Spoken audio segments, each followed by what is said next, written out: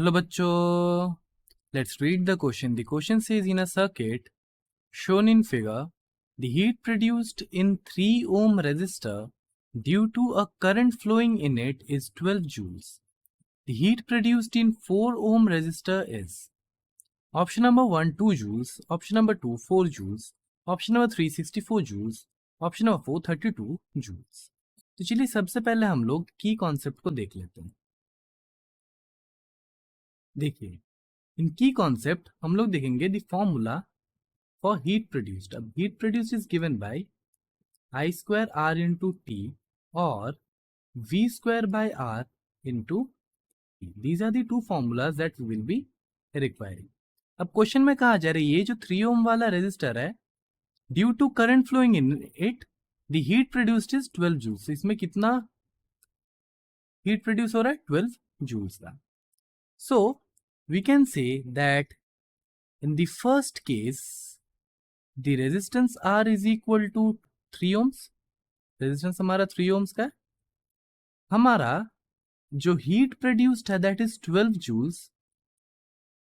and हम लोग time के बारे में क्या कह सकते हैं? let us assume that the time is taken to be unit which is 1 second. so in unit time हम लोग कैलकुलेट कर लेते हैं कि पर यूनिट टाइम में ये वोल्टेज क्या होगा इन दोनों पॉइंट्स के बीच में.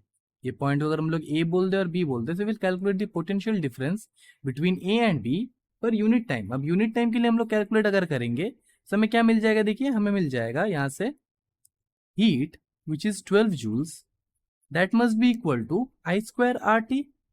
सो it will be I square R T और हम लोग बोल सकते हैं V square by R into T. So ये हम लोग लिख देंगे वी स्क्वायर बाई आर जो कि है 3 इंटू टी. अब टी हम लोग अगर देखें तो टी हम लोग यूनिट टाइम के लिए कैलकुलेट कर रहे हैं तो टी को हम लोग 1 ले सकते हैं. तो यहां से हमें वी स्क्वायर का वैल्यू क्या मिल जाएगा? देखिए वी स्क्वायर का वैल्यू हमें मिल जाएगा 12 into 3 which is 36.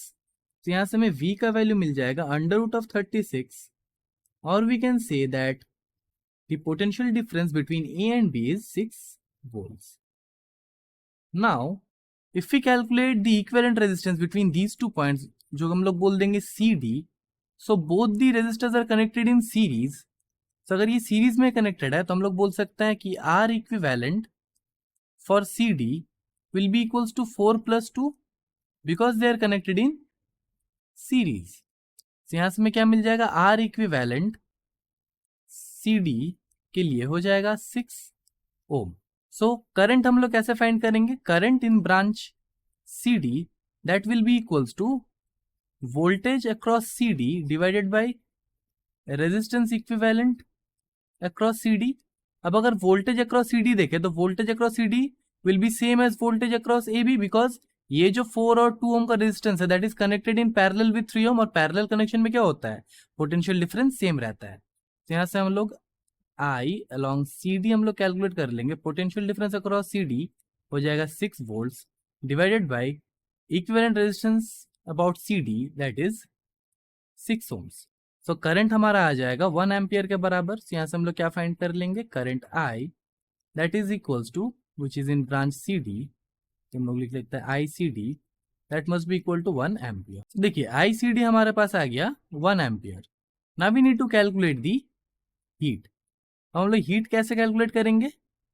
H is equal to I square R into T.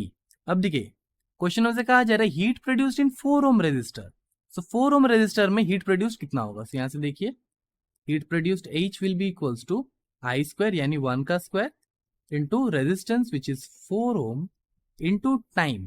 अब देखिए टाइम हम लोग फिर से यूनिट टाइम लेंगे दैट इज 1. तो यहां से हमें हीट का वैल्यू मिल जाएगा H is equal to 4 joules के बराबर.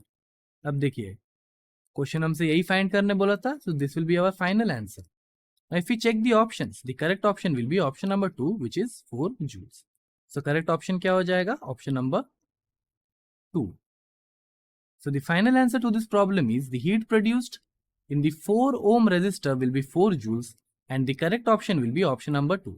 I hope the solution is clear to you. Thank you and best of luck.